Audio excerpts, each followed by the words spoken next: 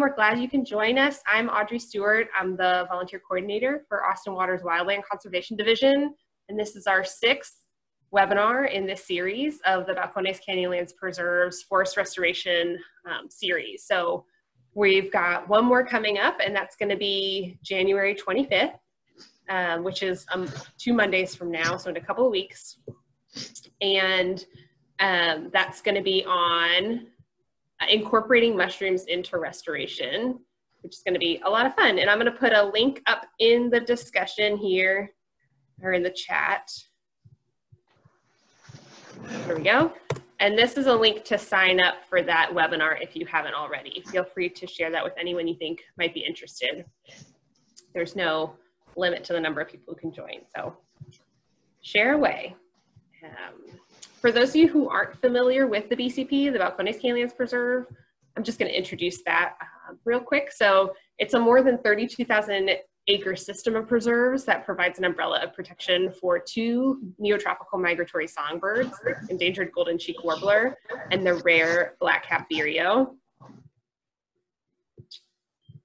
The 6 endangered cave and dwelling invertebrates, some of which only live in a couple of caves here and nowhere else in the world, and 27 additional species of concern. Multiple partners manage the Balcones Canyonlands Preserve, with the 2 largest land managers being the City of Austin, which is us, and Travis County. And together we manage about 80% of the preserve. By mitigating for development, which is what this preserve does, mitigates for development of endangered species habitat, the BCP allows our region to grow and prosper in a way that protects our most sensitive endangered species and also green infrastructure. We have an amazing community of volunteers, many of which are here today with us, so thanks volunteers. They monitor species, restore habitat, share the preserve with others when we are doing guided hikes. So right now we're in stage 5. I hope everyone out there is staying safe and healthy, but right now we're pausing all of our group volunteer events and continuing to pause our guided hikes. We'll be bringing back small volunteer events once we've cleared stage 5 and get into a lower stage where we feel like it's safe to welcome back volunteers. And then we'll be posting at that time volunteer opportunities on our database, which I'll post that in the chat too. And finally, a little Zoom business before I introduce Jim. I'll be emceeing a question and answer session at the end, so please share questions in the Q&A function, the feature at the bottom, which is like a little speech bubble, so it's Q&A. Also, for those who aren't familiar with Zoom, I recommend setting your screen to the speaker view instead of gallery view. That's usually up in the top right corner of your screen, which just means the presentation will be the biggest thing you see. We created a Google Doc of resources that Jim and Lisa compiled of a video and a few publications for you to review after the presentation. And I'm going to put that Google Docs link in the chat now. So that's right there, has some more further reading and viewing for you. And then if you missed any of the previous webinars or want to revisit them, there's a link in there to the Forest Restoration webinar series videos on our YouTube channel. Feel free to ask any questions. Again, in that Q&A function, we'll ask those at Jim at the end. If you have any questions for me, feel free to chat me. With that, I'm going to do Jim's bio. So Jim O'Donnell, for more than 30 years, has combined his love of teaching, biology, and environmental stewardship to help protect the black-capped vireo and endangered golden cheek warbler in Central Texas. He taught science and environmental education in Dripping Springs for 28 years. During that time, he was instrumental in setting aside the 214-acre tract of land that is known as the Vireo Preserve, which once supported the largest concentration of black-capped vireos in Travis County. As a result of his efforts and knowledge of the endangered songbirds and their ecosystems, Jim was appointed to the biological advisory team that provided the basis and support for the Balcones Canyonlands Preserve. After retiring from teaching in 2009, Jim has spent the last 11 years designing and implementing habitat restoration on the Vireo Preserve, which is now owned and managed by the City of Austin as part of the preserve. Jim uses his knowledge of the species, plants, permaculture, and teaching to implement regenerative habitat restoration projects with a community of volunteers to benefit a variety of native Texas Hill Country ecosystems. He regularly gives presentations to numerous state and local groups and was a presenter at the 2019 Global Earth Repair Conference in Port Townsend, Washington on this topic. So Jim, thanks so much for joining us. We've been learning from Jim through all these webinars, and when you get a chance to come out to the Vireo Preserve when we're in a safer place, you can't miss hanging out with Jim and doing some work on the land. It's a lot of fun and always a learning opportunity. So Jim, thanks again. Take it away. All right, thank you, Audrey. And thanks to all who are joining us tonight. This is the 6th in our series, one more to go, as Audrey was pointing out. We'll go ahead and get started. So it's going to be on this presentation's on the foundation of soil in Black Country's Canadian Land Preserve. And in the 16th century, Leonardo da Vinci said, "We know more about the celestial bodies than about the soil underfoot." That still rings true today. Most of us give little thought to the earth beneath our feet. Yet without it, our planet would be as barren as the moon. You can see here, this is on the left-hand side there of the screen is caliche, which is subsoil, and then some of the forest soil, which is not too far away from this caliche area. What stands between us and extinction is the top 6 inches of topsoil and the fact that it rains. The UN has recently shared the fact that about 30 to 40% of the Earth's land is in some sort of degraded state. So it is crucial for us all to pay close attention to soil biology. Soil erosion is a big issue and problem, not only on our preserve, but in Central Texas in general. It takes between 100 and 500 years to build an inch of soil, depending on the geology and the availability of organic matter. So one afternoon of poor land management decisions can result in the setback of hundreds of years.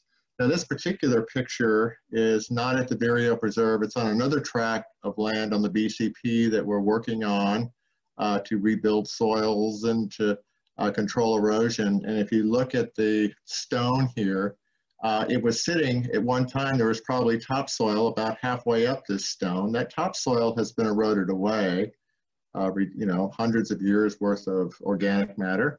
And then this is the caliche, this is the subsoil, and you can see that this rock is sitting on top of about 3 inches of subsoil, and it's just kind of holding that subsoil from being eroded away. Obviously an erosion problem here. So what is soil? Let's talk about the fundamentals of soil first. Healthy soil is made up of air and water. About 50% of it in healthy soil there is space for air and water. 45 to 50% is sand, silt, and clay. And organic matter makes up as much as 5% in healthier soils, sometimes even up to 10%. But the crucial thing to take away here is the air and the water, because beneficial microorganisms are anaerobic. The organisms that are causing problems in soil tend to be anaerobic, and the beneficial organisms need air, so they're aerobic. All right, sand, silt, and clay here, making up 40 to 50% of the soil. And sand is much, much bigger than clay particles. I don't know if in junior high or so, you may have gotten a scoop of soil, put it into a jar, mixed it all up, and then you see, well, the first thing that goes down to the bottom is sand, because that's the heavier, bigger stuff. Then there's a layer of silt. And then on the very top is the light particles, and that's going to be clay. Clay is a very fine particle, and it compacts very easily. So if your soil is really sandy, then you've got a lot of space and water goes through quickly, but so do the nutrients. Clay soils tend to hold nutrients and hold water, but too much clay and then you've got puddling and you don't have good infiltration of water. You can do a soil texture test just by getting a wet clump of soil. And if you can if you can't get it into a ball and then, hold it, that's going to be sandy. So if it's like a little sand ball, when I was a kid, and I know a lot of you all probably engaged in dirt, we call them dirt clod throwing, at each other, when nobody wanted to get a handful of sand and try to make that into a dirt clod. So it doesn't hold any texture, that won't hold itself together. As you go down this chart, you can see, well, if you can roll in your hand the width of, say, 6 to 7 centimeters long, if it's holding its shape, holding its form, then you go to the next section there and you continue down. If you can now get it out to 14 centimeters, you're getting stuff that's more silty, you're heading towards a more clay-based soil. And as you go down, if you can hold it and twist it and make a U shape, you've got a little bit more clay in that. You probably have a balance. If you can make a U shape, of that and the sand, silt, and clay, that's called loam. That's equal parts. That's kind of a nice ideal soil. But if you can actually twist it around into a circle and it holds its form, that's heavy clay type stuff, and you're not going to get a whole lot of infiltration of water in that. Soils can be divided up into horizons, and if we look at the humus layer there, humus is made up of about 60% carbon and about 10% nitrogen. It's the stuff that's it's broken down, and it's very stable. It's full of nutrients, but it's easy to wash away, if it's left bare or something. It's really an important ingredient in soil. Just below that is the ahorizon, and that's the topsoil, and it's often rich in humus and minerals. Just below that, we call the subsoil. In our case, that's caliche. That's that white stuff that we have out there, and it's poor in humus, if there's any at all. It's rich in minerals. It has a lot of calcium and phosphorus and all of that, but it's not available to the plants without microorganisms. And then as you go down, you get into bedrock. The issue that we deal with on the areas that I work, on some of the most disturbed areas, we are lacking humus and we're lacking topsoil, and that's what we're trying to build back. And I'll show you some of the techniques that we do in a few minutes. So in that pie of healthy soil, again, 25% air, 25% water, 45% sand, silt, and clay, 5% organic matter. That's really an ideal thing. Organic gardeners and farmers and things like 5%.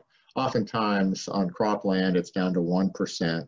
But organic matter is made up of humus, actively decaying and decomposing organisms, dead organisms, pieces of insects and whatnot, and then living roots.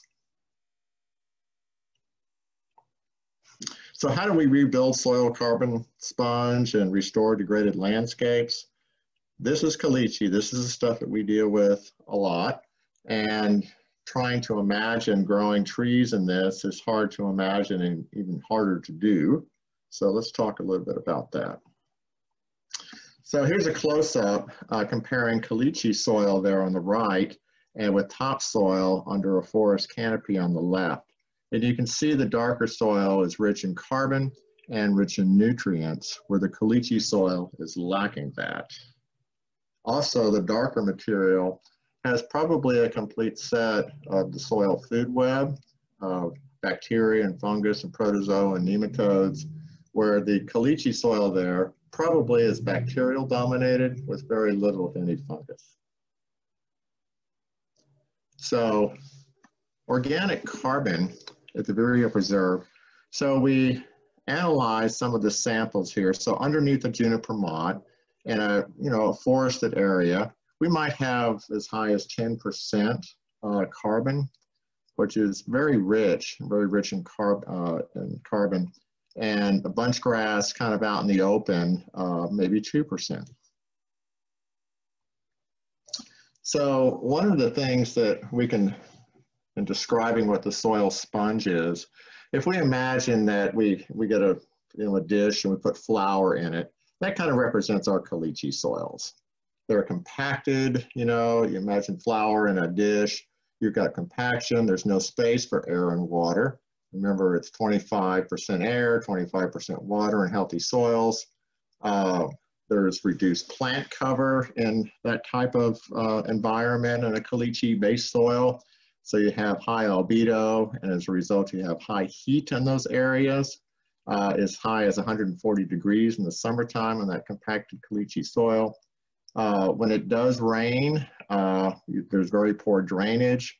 It just tends to evaporate off of the soil, and you can see the water on top of the flour there, just kind of pooling. And imagine this caliche, it would either run off or evaporate. But also then look at the erosion here, the runoff.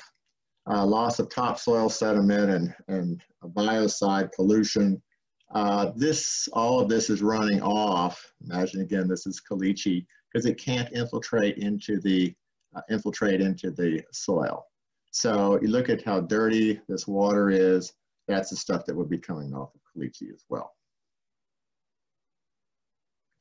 And this is what it looks like. This is the site that I'm currently working on another preserve, and it's just full of this type of stuff. Now you have a little bit of bunch grass trying to make its way, and keeping in mind that this area has looked this way since the 1940s, our earliest aerial photographs. It's the result of overgrazing and clearing of the landscape. They think they turned goats loose on it at one time. So there's very little soil there to work with, if any. You can see you get sheet erosion sometimes, water coming down, running around here, and you can see that some of these little tufts of grass actually kind of dam up and might hold a little bit of water. But then again, it probably evaporates pretty quickly. Now, if you have a soil that's healthy, you have soil biology. And in soil biology, it creates air spaces, again, 25% for air, 25% for water, and it holds. So imagine, you know, bread, which has, you know, yeast that create these air pockets, and you pour water on top of the bread, it absorbs it, it holds it. You can see that outside the bread, it's, you know, it's not dirty. And what will happen here is the water percolates down, hits a hard pan, which in this case it would be bedrock in real life, and that would activate springs. So on a soil sponge, this is a good definition of basically a soil sponge, you have porous spaces. Soil aggregates, which we'll be talking about here shortly, are held together by carbon glues from bacteria and fungi. So soil is bound up together to create space. Healthy soil is roughly 66% space. Again, because you want to make sure that you got plenty of air in there for aerobic microorganisms. Those are the ones that are in healthy soils. Anaerobic microorganisms are in the soils that are more compacted without air. Moisture retention, water and nutrients are held in these spaces. So all of these spaces that you see in here, and like if this was a healthy soil condition, you've got plenty of places for nutrients and microorganisms to live. And again, that downward movement goes down deep into the soil, and can cause and start springs to activate. So the importance of soil carbon, the soil carbon sponge. Well, if we have spongy soils like you see here from underneath a juniper tree, it's dark, rich in carbon. It captures and stores more rainfall, reducing runoff and reducing flooding. You have to have a place for the water to go. It's either going to go downhill rapidly or it's going to get absorbed into a healthy soil. Less vulnerable to erosion and more resistant to drought. We'll be talking about that in a little bit. Stores the nutrients, and you have a lot more fertility underneath there. We don't have any trouble getting things to grow underneath juniper trees. We actually seed and plant other juniper trees in order to expand out diversity in those systems. This is from the USDA. Many people have probably seen this before. It's kind of a real interesting thing that if you add 1% of organic matter to the top 6 inches of soil, will hold approximately 27,000 gallons of water, additional water per acre. That just kind of gives you an idea of the water holding capacity that organic matter in the soil does. Okay, so what happens if we change the soil organic matter? So the photograph here on the left shows this looks like kind of sandy soil, not a lot of life in that, and then changing it to something that microorganisms have created to make it a richer soil. So if we look at the pie graph again on here, on something that has little organic matter, you're going to have mostly sand, silt, and clay. That's a lot like our caliche soils there. Not a whole lot of air, 10% air, 15% water, so it holds a little bit of water in there, and very little organic matter.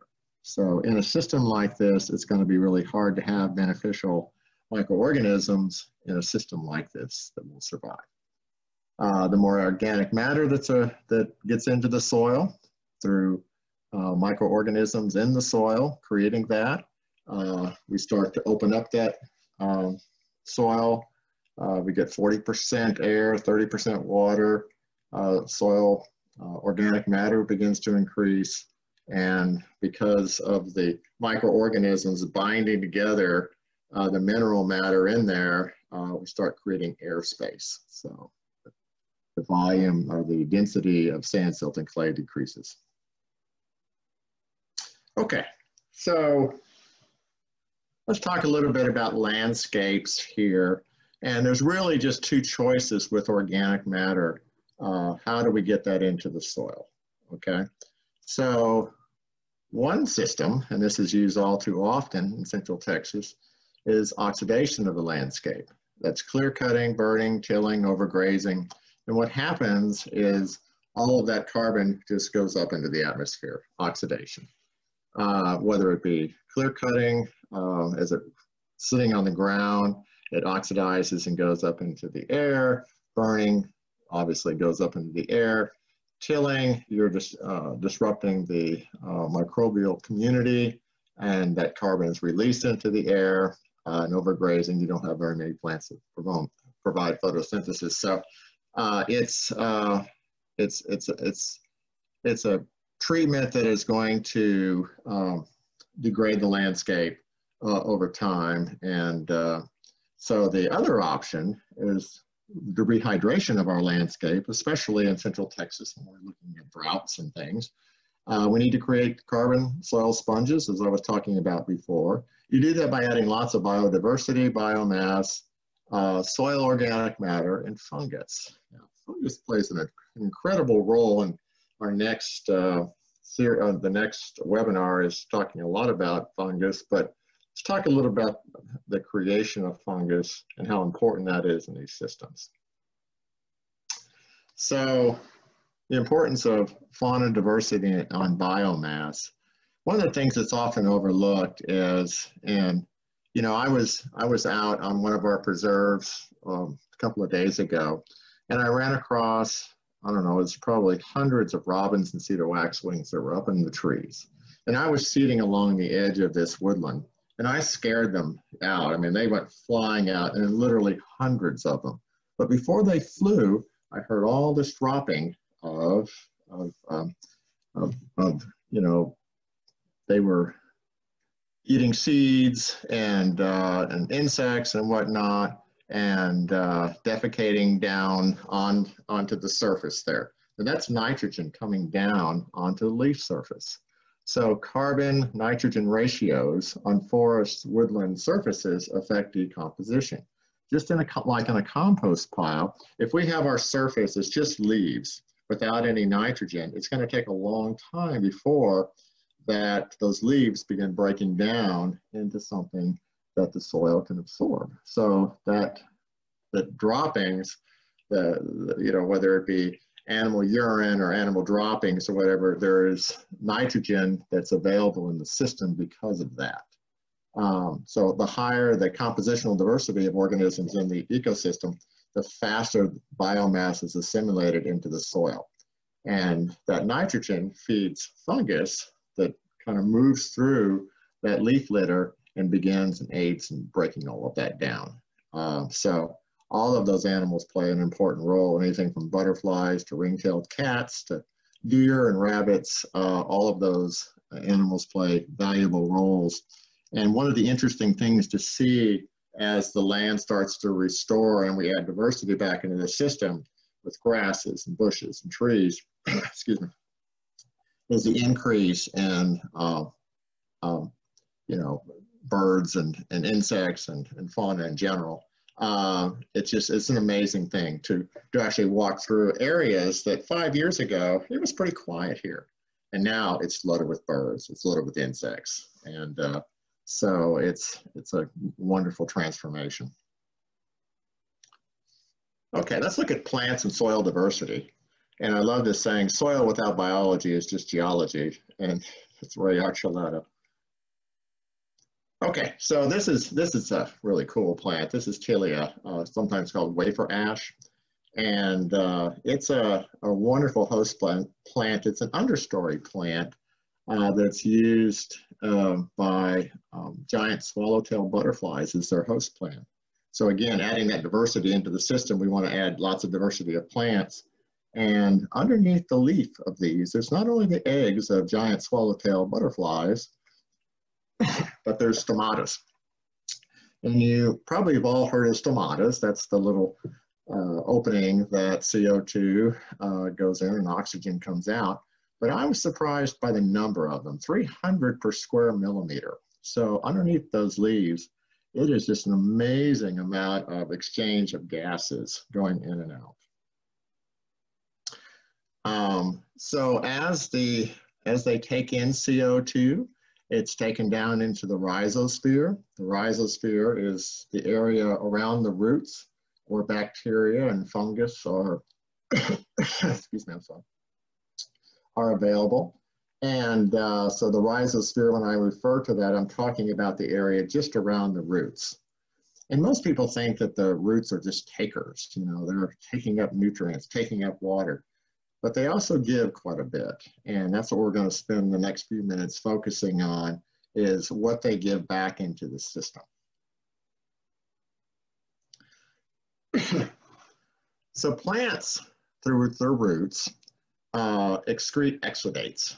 And exudates are 30 to 40% carbon, and they come out from the root hairs. Now this is an actual photograph of a exudate, and exudates are, so when you take CO2 and photosynthesis, it makes sugars that are released through the root system, and that's called exudates.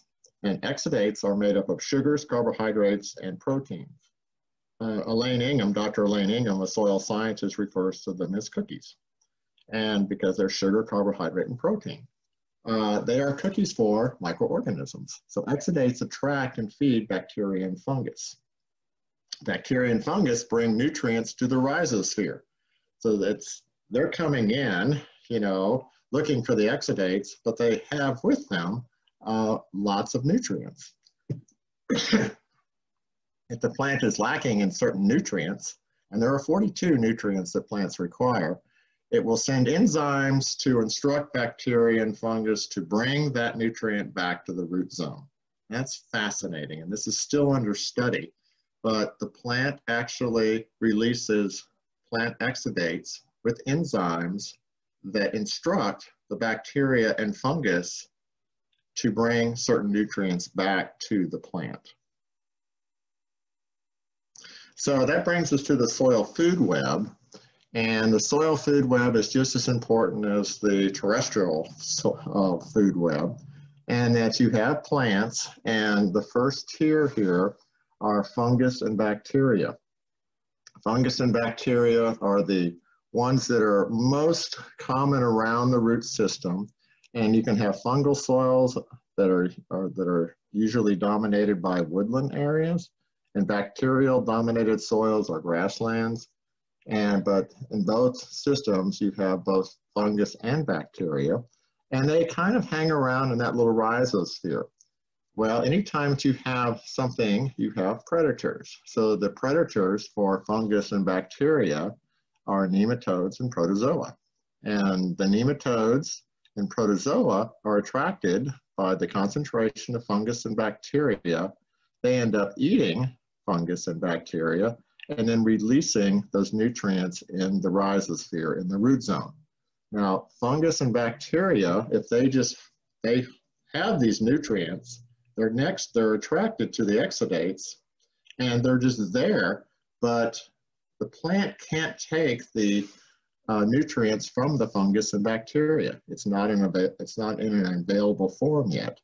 It's the nematodes and the protozoa that eat the fungus and the bacteria and then release that into the system. And that's when plants can take it up. So here's the relationship between plants and microbes. As I was saying before, plants exude sugars from their roots. Bacteria and fungus ingest these sugars and they hold those nutrients. Protozoa and nematodes then eat the bacteria and fungus, releasing those nutrients. Their excess waste is transformed into plant available nutrients right in the root zone there. Plants use these nutrients to grow. So that's how plants get their nutrients. Without fungus and bacteria, protozoa, or nematodes, the system begins to fail. The relationship between soil and microbes here. So a teaspoon, and this is just kind of mind-blowing stuff, but a teaspoon of good forest soil contains 1 billion bacteria, teaspoon, several yards of fungi, hypha, several thousand protozoa, and a few dozen nematodes. Gotta have a few nematodes around, right? All right, so bacteria eat the softer green organic matter. So bacteria, when I was saying before, bacteria tend to be more dominant in grassy areas because bacteria can break down softer green organic material, where fungus eat the tougher, woodier stuff, so they tend to be more dominant in woodlands. The microbes hold moisture and nutrients in their biomass. They keep water from evaporating and nutrients from leaching away. So in that soil life, you've got it all kind of locked up into, in living microorganisms. And each gram of carbon then that is added to that soil holds 8 grams of water. So this is what I mean by building up the soil. Now this is a fascinating thing, this quantum sensing, which is kind of making the rounds in regenerative agriculture at this time. And it's all about density-dependent coordinated behavior. And we all know what a quorum is. We can't do anything in a meeting unless you have a certain number of people there before you can do an action. Well, in biology, it's called density-dependent coordinated behavior. And this is from Dr. Christine Jones, who is an Australian soil scientist. And she talks about this a little bit and says, diverse plant communities support diverse soil microbes. The more diversity you have, the more possibilities you have. In the microbial world, a quorum refers to, again, density-dependent coordinated behavior that regulates gene expression in the microbes, in the microbial community. If they don't have enough, if they don't have a quorum, they can't do their work. They use the quorum sensing to collaboratively coordinate behavior and achieve certain outcomes. Microbes can't see or hear or speak, but they communicate with each other in extremely well, and they're extremely well organized. So when they have a group and they actually change and regulate the expression of genes, cool things happen. So here's an example. This is at the Vireo Preserve, where we put in this area tons and tons of diversity. This area at one time probably had, I don't know, maybe 10 different species. And so we have in this area now, probably on the order of 75 to 100 different species of plants and wildflowers and grasses and whatnot. And so that's density dependent coordinated behavior. So biodiversity of plants produces a diversity of exudates, which provide a diversity of microbes. So each of these plants puts out different exudates, which then has a whole group of different microbes attached to that.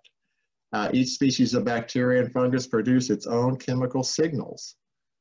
These are called autoinducers. So, and once there is sufficient concentration of microbes, they have a quorum and can change gene expression.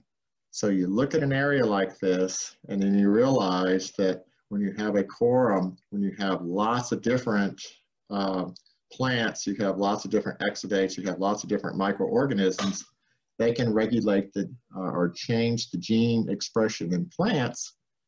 And the result can be improved growth, drought resistance, disease resistance, and improved soil. And if you just have a monocrop in there, let's just say a field of bluebonnets, then you have less variety. You don't get that quorum, you don't get that gene expression that might take something like this and make it more drought resistant.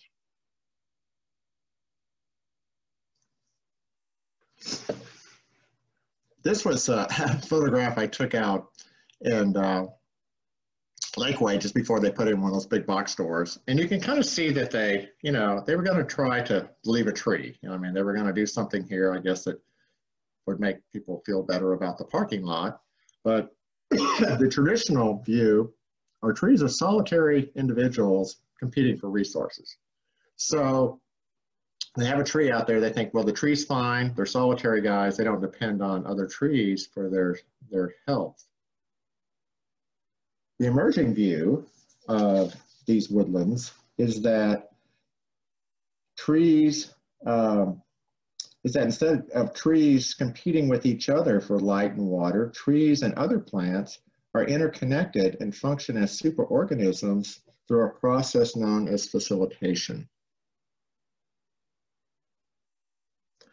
So there is a short video that we have in the resource thing after the presentation that you're welcome to look at.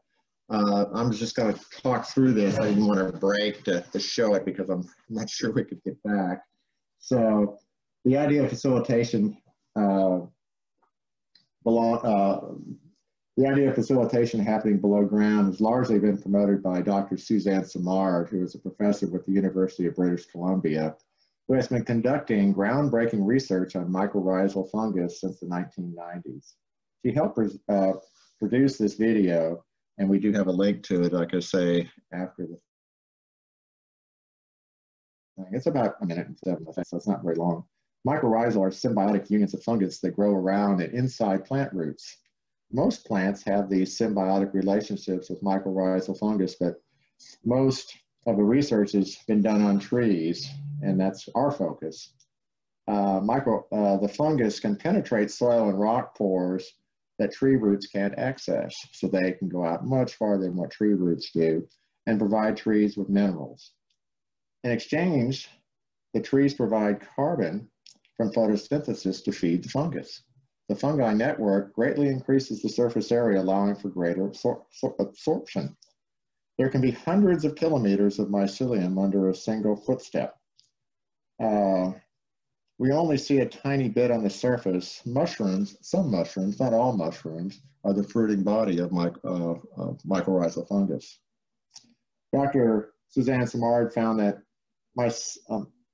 mycorrhizal fungus don't just connect trees to the earth, but to each other. Not only the same species, not only to the same species, but also between very different species. She refers to the trees as super cooperators. Trees can also send chemical signals through their fungal network. For example, if they are attacked by insects or disease, so that other trees can increase their defense systems. The large old trees, sometimes called hub trees or mother trees, tend to have well-developed networks and can connect to hundreds of other trees. They can also send resources to their seedlings. So this is also known as the wood wide web. So mycorrhizal fungus was discovered back in the 1800s by Albert B. Frank, a German botanist, in 1855. Mycorrhizal fungus, again, is a mutualistic symbiotic, has association with plant roots. And there's a picture there where it's been magnified quite a bit, but you have the root and then the mycorrhizal fungus attached to the root.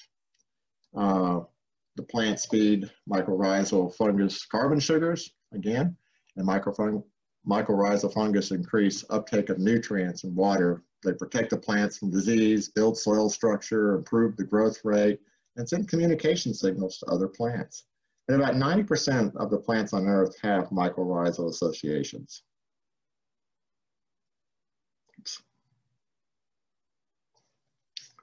So here's an example of a plant on the left that doesn't have mycorrhizal associations, and one that does. And you can well see the healthier plant is going to be the one on the right, and it has much far-reaching capacity, and it's going to be able to bring in a lot more nutrients than the one on the left. So under mycorrhizal, there's a couple of different kinds of mycorrhizal fungus in our area. One is arbuscular, and Juniper tends to be an arbuscular, it's a host to arbuscular mycorrhizal fungus. So there's about 300 species of arbuscular mycorrhizal fungus, and they associate with about 25,000 plant species, including many of our forest trees, fruit trees, legumes, and grasses. They're dominant in species-rich ecosystems, and they produce the glomalin glues. Glomalin was just discovered as a glue that fungus use to make aggregates in the soil to kind of bind soil particles and minerals. And it wasn't discovered until 1996 by a woman named Dr. Sarah Wright, who discovered this glomalin glue. So soil science is something that's evolving all the time. It's new discoveries are made all the time. And the other mycorrhizal fungus it's in our area here is Ectomycorrhizal Fungus. There's about 20,000 different species of this, but it affiliates only with about 6,000 plant species. It tends to be in our oak trees, pine trees, spruce, and willow trees. And they produce using mushrooms, where the arbuscular do not use mushrooms in reproduction. All right, soil aggregates. This is the real important stuff here, building healthy soil. So a soil aggregate are particles of minerals and organic matter that are stuck together. So bacteria kind of release a sticky glue in the soil that kind of start binding those aggregates or those soil minerals and organic matter together. Fungi bind and glue using glomalin aggregates together. So the bacteria glue and the fungus bind things together. And that creates space, as you can see, in between these aggregates, the brown or the minerals and organic matter. And so you need space there for water and nutrients and air to get into, along with microorganisms. It's a place where microorganisms can take shelter as well. So soil organisms as indicators of soil health.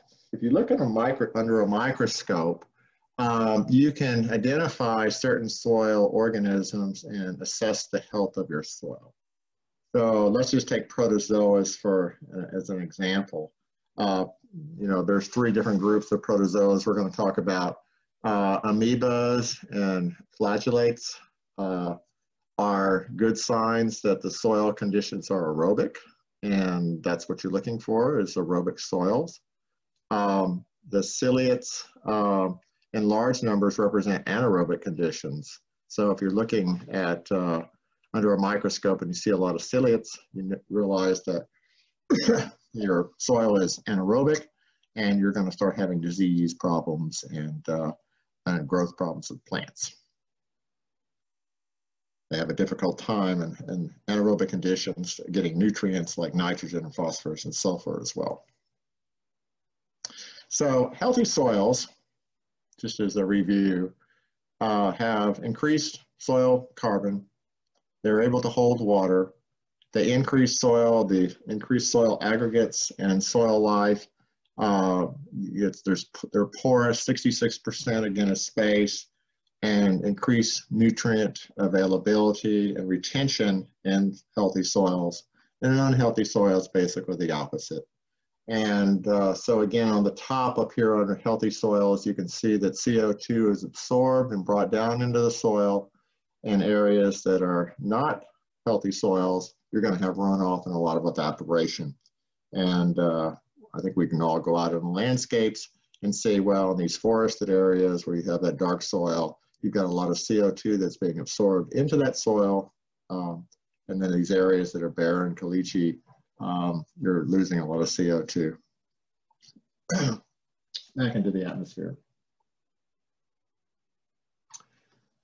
I showed this slide last time, but it just sort of demonstrates some of the practices that are going to get us in trouble in Central Texas. And so it's drying out the landscape and releasing CO2. This is done by clear cutting. And I refer to clear cutting as not only just cutting everything, but cutting everything except the oaks. And that seems to be a real popular thing in Central Texas, is we're just going to leave oaks and cut everything else out. Well, we just learned about how these trees depend on each other, facilitation, the superorganism, and being able to communicate with each other with mycorrhizal fungus. And you can well imagine that in a scenario like that, you're cutting all that out. And then on top of that, you're drying out the landscape and causing kind of a little heat island effect.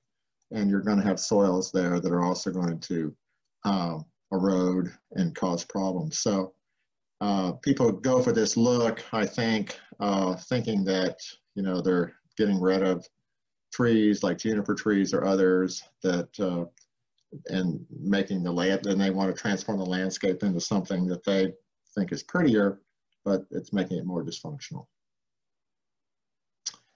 And so soil carbon increases with stand age. We did a little thing on one of our preserves with looking at how much the soil carbon with stand age. So in the older junipers, we have as much as 14% carbon in those areas. A younger juniper, still 8% carbon, that's pretty good.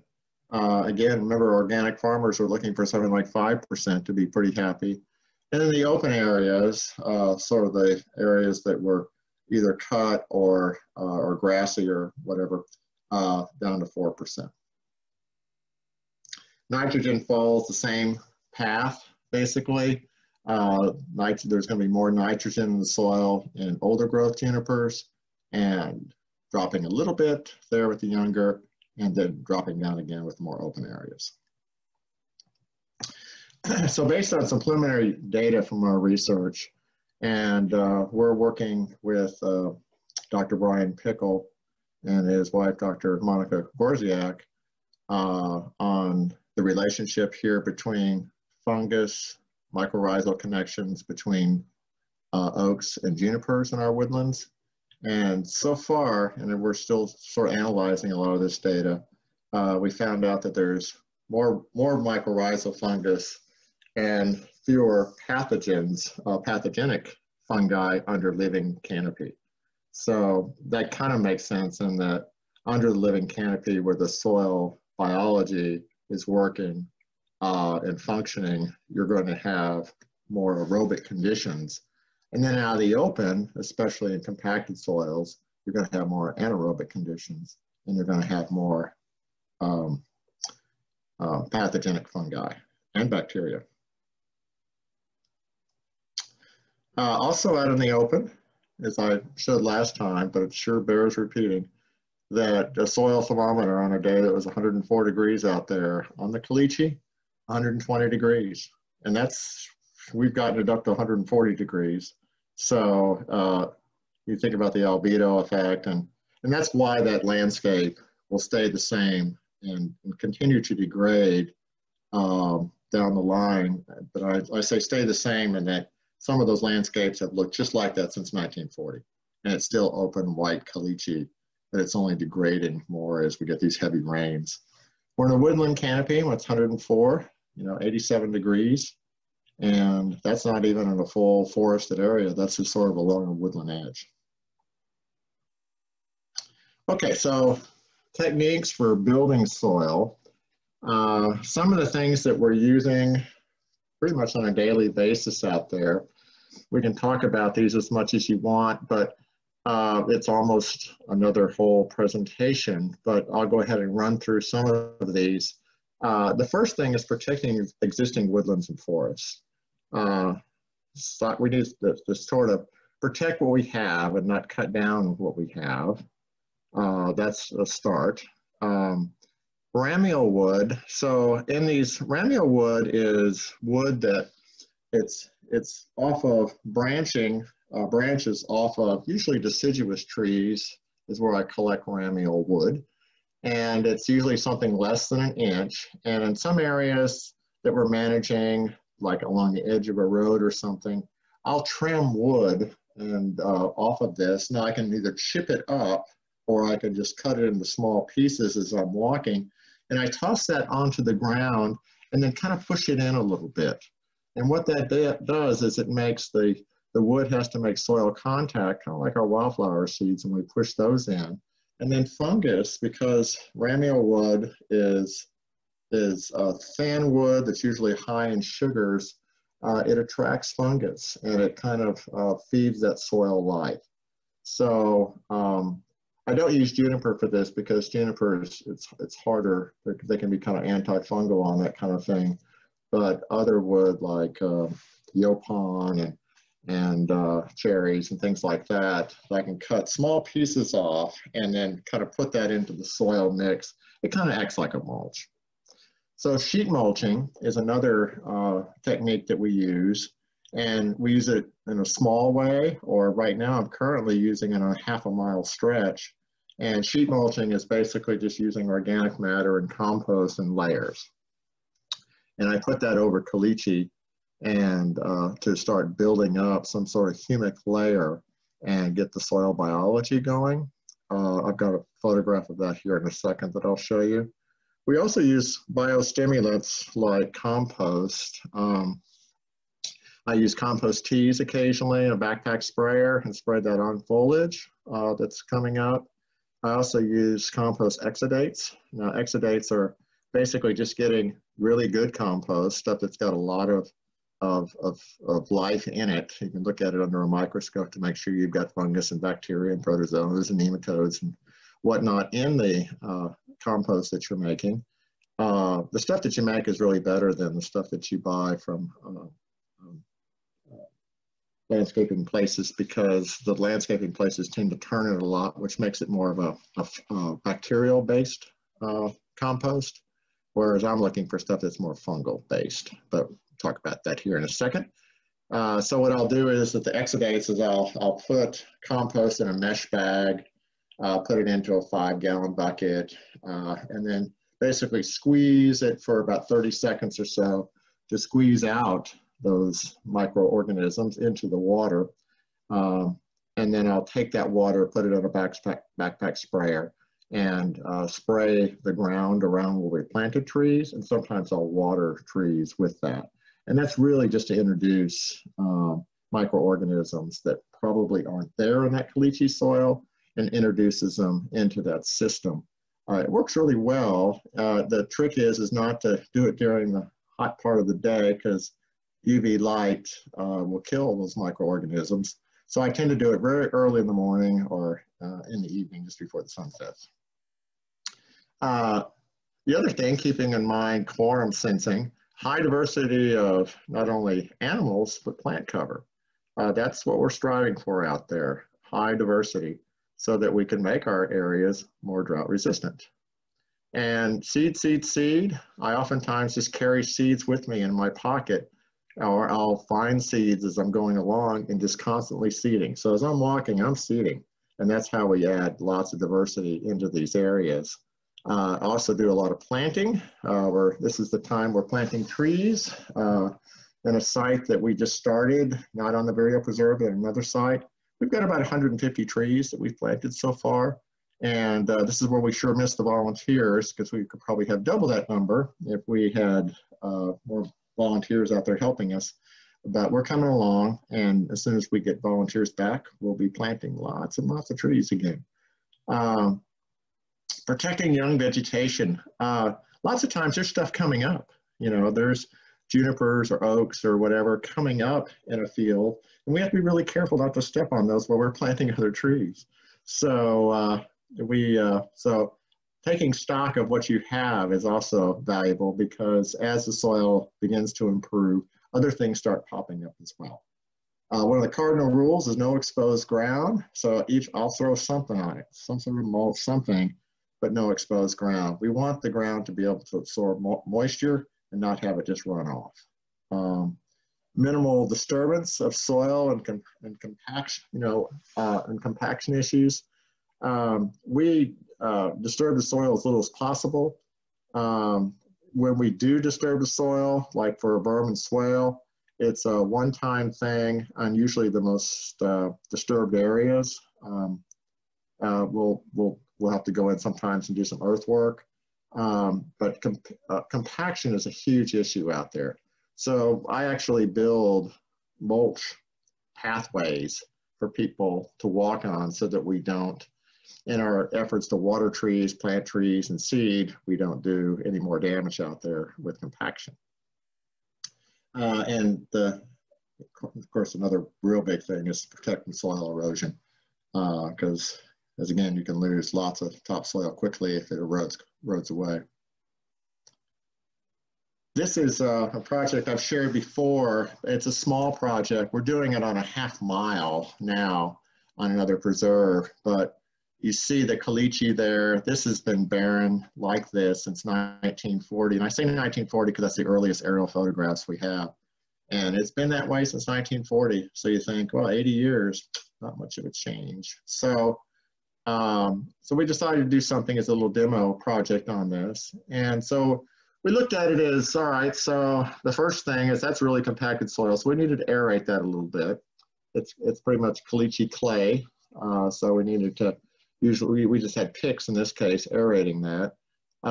We needed to slow down the runoff from the slope above. So we did some rock berms, put logs up there to keep water from charging down that hill and wiping out anything that we put down there.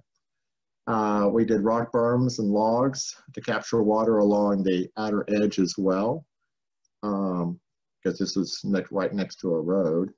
We sheet mulched this entire area.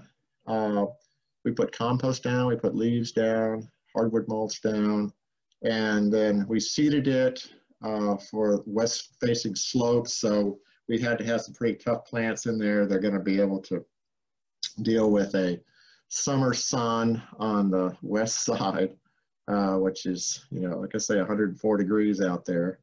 And, Baccharis it's also called Roosevelt weed. It's a fast-growing plant, and I use it to kind of get the system started. And while I'll just go to the next one, I'll show you what we're doing here. So that's the Baccharis a couple of years later. And, but what's happened here now is all of that soil life that we talked about before is now happening as this Baccharis takes up, and makes carbon through photosynthesis and releasing exudates and feeding microorganisms. We've got soil life. We've got stuff happening down there. And underneath all this now, I have enough shade where I can plant other things that I eventually want to take over. And then I can do that ramial wood treatment that I was telling you about, where I come in and I cut off these branches and use it as mulch and cut it into small pieces. So the system is working really well. This is, some soil that's, I said at the beginning of the presentation, it takes 100 to 500 years to build an inch of soil. That's if you're not doing anything out there, but we're actively trying to build soil through these biological processes, and we're getting some nice results. So I got about 4 inches there in a couple of years. And it's all the soil biology doing this work. And you can see where it's going down beyond the humic layer, down into the caliche, and beginning to open up that caliche with roots and little microorganisms working hard down there. So, and there's mycorrhizal fungus that's in this system. So, it's just a quick way to regenerate something, and it's fairly easy to do. And keeping in mind that this is the decade of the UN has declared the ecosystem restoration. So as soon as we can get everybody back, we're going to charge out there and get as much work done as we can. We have 13,000 acres as part of what the city owns as part of the BCP, where 30,000 acres, as Audrey pointed out. But the city owns about 13,000 acres. And I'm currently working on about 2,000 of those acres, trying to restore areas that are degraded. And that's a great task for anybody who wants to make an impact on our preserves. So that's all I have. If we have time for questions, that'd be great. Great, thanks, Jim. We do have time for questions. So if anyone else has questions, go ahead and put them in that Q&A chat. Let's get started. Okay, so, let me get my... Oh yeah, you want me to get your video? Let's see. Let me turn that off. Oh, there we go. Okay. All right. Thank you. So, so Richard has a question. Studies not from the university tell me we only have about 60 years of soil remaining for agriculture. Can you talk about that? What folks can help do to preserve their soil for the future? Yes, yeah. 60 years, I've even heard 30, but I like 60 better. Yeah, there's some good stuff happening, especially with agriculture, because agriculture's been going on for about 10,000, 8,000 years. And, you know, there's a really nice reference source that we have that Audrey posted about. It's a book called Dirt, and it's written by Dr. David Montgomery. And he talks about the history of cultures and societies who have been lost because they ruin their soil. So, you know, we're sort of on that same path in some ways, and that's why the things like the ecological restoration, the UN's declaration here is important, just to kind of bring that emphasis that, you know, these are serious matters, and but I think it's real important for the regenerative agriculture movement because they're the ones that control the most land out there. And it's that tilling and herbiciding and pesticiding and fertilizer that disrupts that, you know, the soil food web. And I know when I drive out to West Texas, to New Mexico, and you just see these dust clouds of red, you know, dust clouds, that's just blowing away, and that's the danger. That's the real danger there. So yeah, I hope we can reverse some of that. Thanks, Jim. So question, why does the nitrogen fertilizer after time start to damage the soil? Yeah, so nitrogen fertilizers have salt in them, and they also are water soluble, and they tend to wash away very easily. So they're also heavily applied on farmlands, and so they kill the microorganisms because of the salt in them. The microorganisms then can't do their work, and then the plant becomes dependent on the added nitrogen. So the nitrogen does go up into the plant because it's water soluble, but it also, a great deal of it washes off, you know, into roadways and ditches and whatnot. So yeah, it disrupts the soil food web. And thinking about that food web, Carly asks, are Actinomycetes the only type of bacteria in healthy soil, or are there other common types? Different types of, oh yeah, there's lots and lots of different species of bacteria. And again, the key thing on both fungus and bacteria is you need aerobic conditions. It's the aerobic conditions that keep the disease away. And the disease is brought to you by the anaerobic bacteria and funguses. So it's really kind of a structural thing of making sure that the soil biology is right so that you have enough air in that soil. Great. And then Ramona asked, would you use ligustrum for, I think you said Bramilwood or I'm not pronouncing that right. Bramilwood, yeah. Bramilwood. Yeah, that's an interesting question. I hadn't really thought about that. I guess you could. You know, I'd want to make sure there's no berries on or anything like that. But it might be a decent use of ligustrum if you're just getting the leaves and the branching and cutting it up and making sure that there's no root or berries associated with it. Yeah, I guess you could use it. I mean, we use the logs, you know, for inoculating the logs with turkey tail mycelium. So yeah, it's not a bad idea. I'm for using things as opposed to, you know, tossing them out and burning them. So. Right. So Jessica asks, what is your opinion on brush hog clearing and mulching? We have to use this in Bastrop in areas of thick yaupon growth for restoration of mixed pine grassland. Yeah.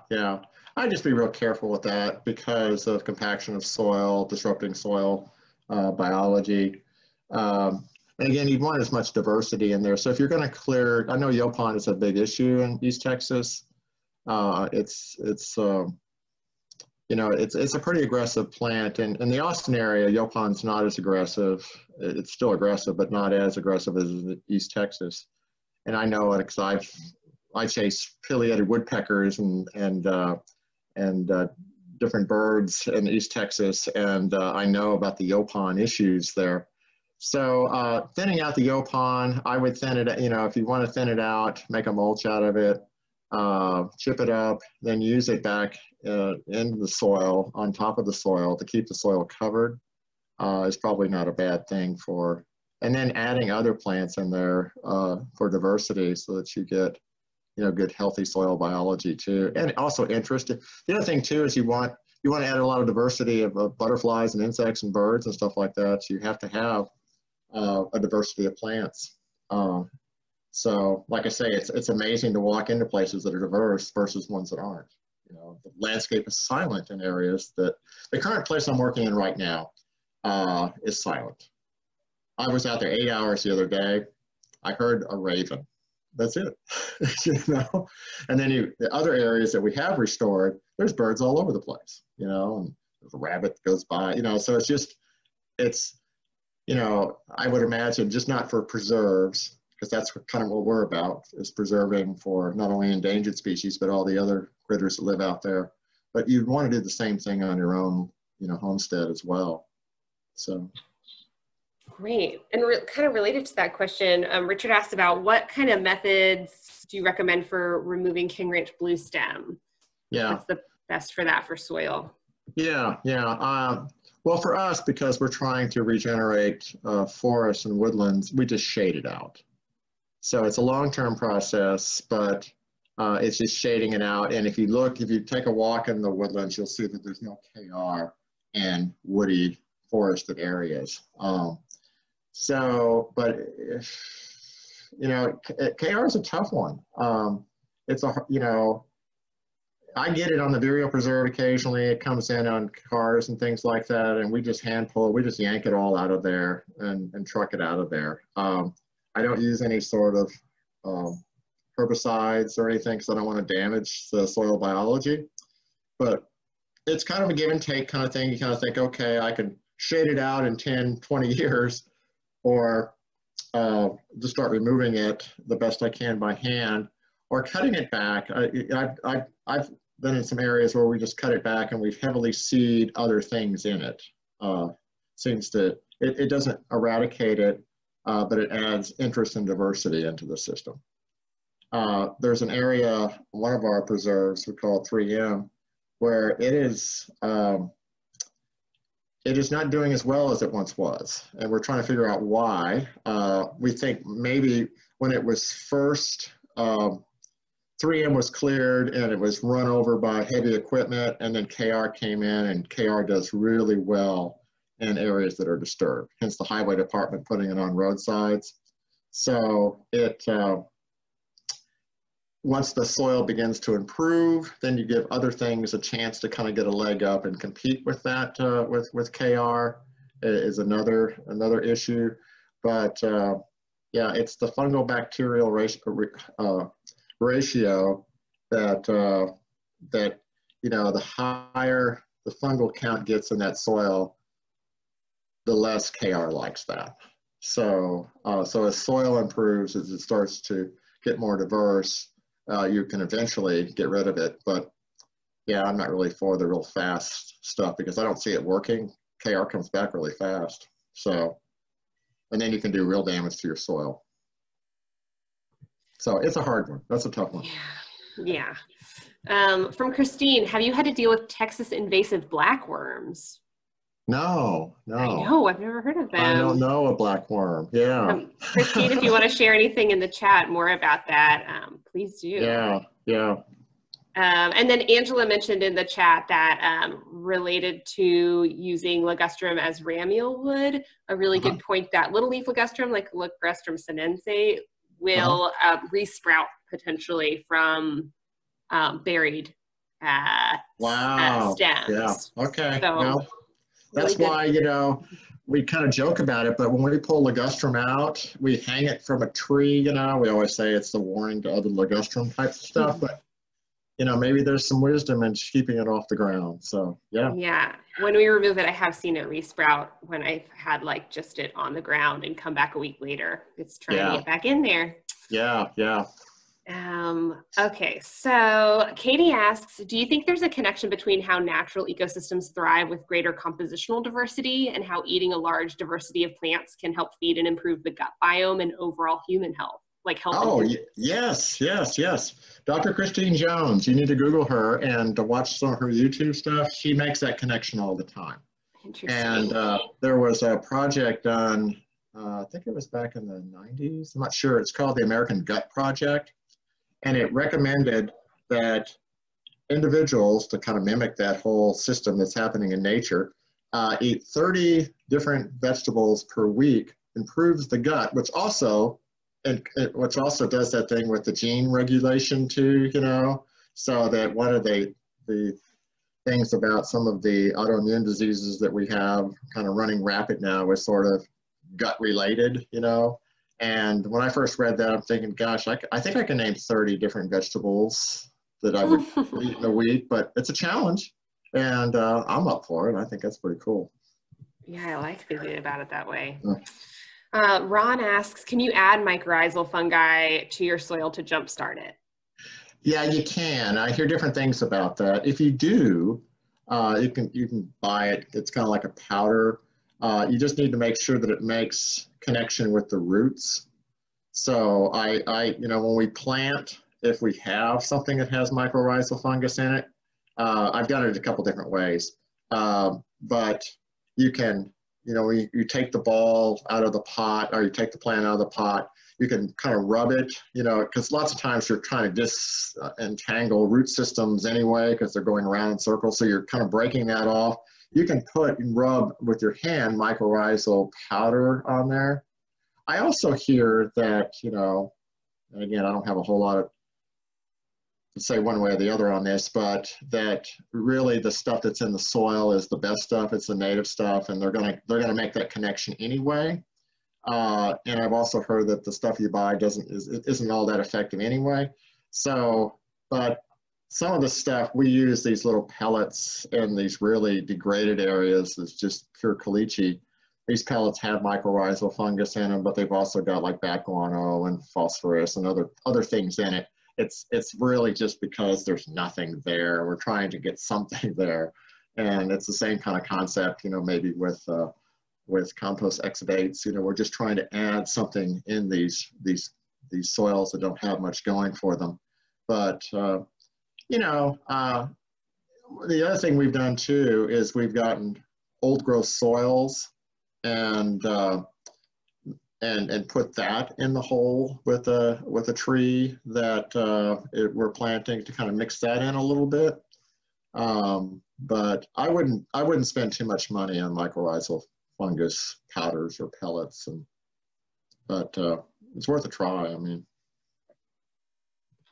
And this next question from Andrea also relates to that. Did you say that you actually are seeding fungi as well, or do those always show up naturally? Sounds like also we might learn more about this on January 25th about the use of fungi restoration, but anything you want to add about that? Yeah, so mycorrhizal fungus is in the soil anyway. Fungus is in the soil. And it also comes in with, mulches and leaves and stuff like that. And it's in the air, because of mushrooms and all of that. So there's plenty of fungus in the soil and in the air. So we don't, I'm not sure she's saying seeding it, like putting it in. Yeah, I think adding yeah. it. Mm-hmm. Yeah, we don't. I mean, we get, like I say, a little fancy sometimes, and we're going to some old growth areas. So let's mix some of this in with that, but that's not something we do on a routine basis. So. Then I have a couple of questions that relate to each other. So Karen asks, what do you think, picks for aerating soil? Does this damage the hyphae in the soil? And then I'll say the other one that's related is Jackie asking, there's a lot of advice that says don't dig up the soil. If you have compacted layers of soil like clay, is it better to just do a mulching process on the surface, or does it help to break up the compacted soil? Yeah, those are great questions, because we deal with that all the time with this compacted caliche soils. And so sometimes what I'll do is I'll do a kind of a one-time breaking up the soil. So it's not like I'm tilling it all the time. So if I've got compacted soil and it's as hard as a rock, and I can put mulch on top of that, and I can come back a couple of years later, scratch off that mulch, and it's still as hard as a rock there. So what I'll do sometimes is just with a pick or whatever, just kind of break that surface tension up a little bit as a one-time thing, and then mix compost right in there with that, and then put mulch on top of that, and or we seed it. And what I mean by mulch is a light covering of mulch if we're going to seed it, so that things come up. You can't have 4 inches of mulch and then expect to see much. So it's a light covering of mulch. I use pine straw sometimes, just because it's light and it breaks down fast. But yeah, sometimes, yeah, I definitely get the thing. If you have a fungal community, like in a field, and you go in and you till all that up, you're gonna disrupt that fungal community. That's why when they make compost and they're constantly turning it, you're gonna break up those fungal strands, and you're not gonna have fungus that's gonna do very well. Bacteria, they don't care, but fungus do. So that's the reason about not breaking it up, is disrupting the fungus. But if you've got hard compacted caliche, you probably don't have much fungus in there. So yeah, go ahead and you can break it up once, just don't make a habit of it. Put the biostimulants and composts and stuff like that in there. Clay, compost works great with clay, but it takes time. Sometimes it takes 4 or 5 years before you see really substantial change in soils. So it's not overnight, and but you can start the road to improvement pretty quick. Awesome. Well, the questions keep rolling in, so we'll do our best to get through them all, and then maybe, okay. So Vincent asks, will an above ground compost tumbler produce as good a product as on the ground? Vincent used to have the latter, but it attracted rats. Yeah. I haven't done a whole lot with the compost tumblers. The whole thing about turning is, like I say, fungus doesn't like turning, but, the whole thing about composting is mainly for garden soils. And so it's, garden soils are turned over a lot, and things are added, things are taken out and all of that. So the compost that you buy at landscaping places, just because they're mass producing that stuff, it's turned a lot. I mean, they have the big machines that are turning it. And it tends to be kind of low. I've looked at it in microscopes. It's tend to be kind of low in the food web, scenario. It's usually bacterial dominated with a little bit of fungus maybe. But yeah, there's, what's his name? Dr. David Johnson, I think is his name. He does a fungal compost, and he's learned how to do this. And they don't turn it, they actually pile up all the wood chips. The wood chips are all wet, and then they have these tubes that go down, so it's aerated. And then eventually, once the pile stabilizes, they pull the tubes out, and they just let that thing sit for about a year, and it makes great fungal compost. Dr. David Johnson, I think is his name. Teaches at teaches in New Mexico. I'll have to look him up again. But it's a little bit of a hassle to make that thing. It's kind of a big unit. They call it a biodigester or something. But you can kind of do the same thing, not as nice as he does it, by just not turning those compost piles as often, but trying to keep it aerated too, you know. Yeah, it's, like I say, fungus doesn't like to be turned or messed with. But, you know, you're also getting all those other things. You're getting organic matter in those composts. You're getting, you know, fungus. You're getting stuff in there. It may not be the perfect compost, but it works. Got it. And what about, Robin wants to know about an opinion about sheet mulching with cardboard. Is it good? Yeah. Yeah, it's good. It's a great use of cardboard. I have a ton of it around here now because of the pandemic. We're ordering all this stuff, so I got all these cardboard boxes. So I'm going to be making use of these cardboard boxes. So traditionally with sheet mulching, you put cardboard down first, wet cardboard. You want to make sure it's real wet. And then you put a layer of compost or a layer of manure, and then some sort of carbon source like leaves, and then another layer of compost and whatever. So it just kind of goes up from there. You can kind of Google sheet mulching, and there's all sorts of recipes for that. But cardboard is usually at the base, and it's usually, mainly the use for that is to block weeds. So if you've got weeds in your yard, I guess you could try it on KR. But you put it on there, and it sits there, and it blocks light, right, for a long period of time. So that was kind of the original reason for adding cardboard. But also earthworms love that stuff.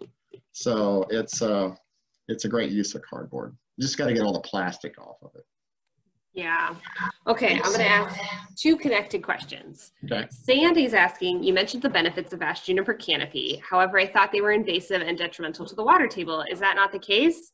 And then connected is Carly's question. Something I've noticed a lot in the hill country is people that are thinning or clear cutting ash juniper, which you've already covered, and chipping it and putting it out as mulch. What kind of impacts does this mulch have on the soil biology? Well, it's actually good for the soil biology, but there's a lot of misinformation about juniper, and one of the things that we really need to focus on, Lisa has a paper on that, and it's one of our talks on the hill country ecology, talking about juniper and some of the myths that are connected with juniper. So juniper for us and the restoration work that we do is crucial because it's oftentimes only juniper that will grow in these really degraded areas. So it acts as a really wonderful pioneer trees. It actually starts building soil around it. So when you go out in these areas, you might have caliche, and then you have a juniper tree, but you look underneath it, you can put your hand in there and dig up, you know, dark, rich soil.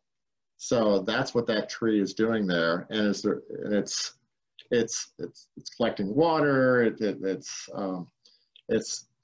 a nursery tree there. It's just a great tree for restoration. Then we build out from that to add diversity into the system. They don't use any more water than any other tree out there. So there's a lot of, most of the information about juniper is incorrect. And, but yeah, that's a whole webinar itself. And we've actually done webinars on that, so. Yes, and I've just put in the chat a link to a great, really short video on dispelling the myths about juniper. So right. Don Gardner's the one that we did a video on, and he's a rancher, and he allows juniper to grow, and he's improved his soils quite a bit. So, yeah, I would think twice about clearing areas, and especially on hillsides, because if you clear the juniper off the hillsides, you're going to have desertification on that hillside. It's really hard to fix once you've done that. So great. So we got a lot of great comments. Let's see. Diane asked, you mentioned you plant under cedar trees because of the rich soil, but in my observation, not much voluntarily grows under cedar. Why the discrepancy? Yeah, you know, the thing is you have to have it in order to have it grow. So, and there's a lot of areas that don't have a whole lot of diversity. So when birds are landing in these juniper trees, they're sort of depositing the same old seeds over and over and over again. And in areas where you have more diversity, they're landing in there, and I might have 10, 20 different species growing underneath a juniper tree. So, but out in some of these ranch lands where, you know, I like to say, well, one of the places I'm working right now, there's 5 woody plant species. It's juniper, live oak, persimmon, agarita, and I can't remember the other one. But that's all there is. And it's the same thing over and over and over and over again. And so when birds are in there eating, guess what's coming up? Well, there's another agarita underneath that tree. There's another persimmon underneath that tree. But when you go into other areas, you know, if I want rusty blackhaw growing in an area, I plant rusty blackhaw, and I'm hoping that some bird's going to eat the rusty blackhaw seed and deposit that under juniper. But there's nothing that we can't grow. We've grown, Lisa did this experiment in the greenhouse growing tomatoes and juniper duff. So the myth about it being you can't grow stuff under juniper is not true. So. Great, and Elizabeth's added how ash junipers are pioneers, not invasive species, and how they've been proven not to decrease the water table by 11 Texas scientists. Yes, thank you, Elizabeth. So Tammy wants to know, what kind of seeds do you carry around with you when you're walking around with all your seeds? Yeah, so it depends. So like right now, I've got tons of wildflower seeds left over. You know, most of our wildflower seeding was done in October, November, but I still have a bunch. So I'll walk around with a mix of wildflower seeds that we also collect lots of wildflower seeds. Like Tatalinco is a herbaceous plant that grows on the Vireo Preserve, and it's really abundant, but I don't see it in a lot of other preserves. So when I'm on other preserves, I'll spread some of that too. It grows well in caliche soils and disturbed sites. So I'll just, whatever I can collect, grass seed too. I mean, little blue stem is one of my favorites to throw around. But if I'm in a kind of a moist area, I might, you know, collect some switchgrass and then take it down to another moist area and throw some switchgrass along the roadside or something. So, yeah, so there's all sorts of things, that anything that happens to be seeding at the time, just get a handful of it, or anything I have left over. So it's a good practice. I mean, if you're out taking a walk, you know, it's a good thing to do. Great. Yeah, we're seeing lots of comments about using non-shiny cardboard for, you know, adding it on top. Non-shiny is really important. You can cover it with mulch, and that attracts earthworms and other soil critters. Yeah. Right. Yeah, I wouldn't use cardboard that's got colors and, you know, the picture of whatever on it or something. So. Right. And then, yeah, lots of great contributions, really popular topic with lots of, I wish we were in person and could actually talk about this together. But yeah. Jim, thank you so much for this rich conversation and presentation. We're going to get deeper into fungi next time. So join us on the 25th. We're going to put a couple links back in there. So I'm right now putting the links to that Google Doc where Jim compiled some resources to follow up after this discussion, and then also a link to the past recordings. Yeah, great. Well, thanks so much, Audrey, and sorry about the technical difficulties.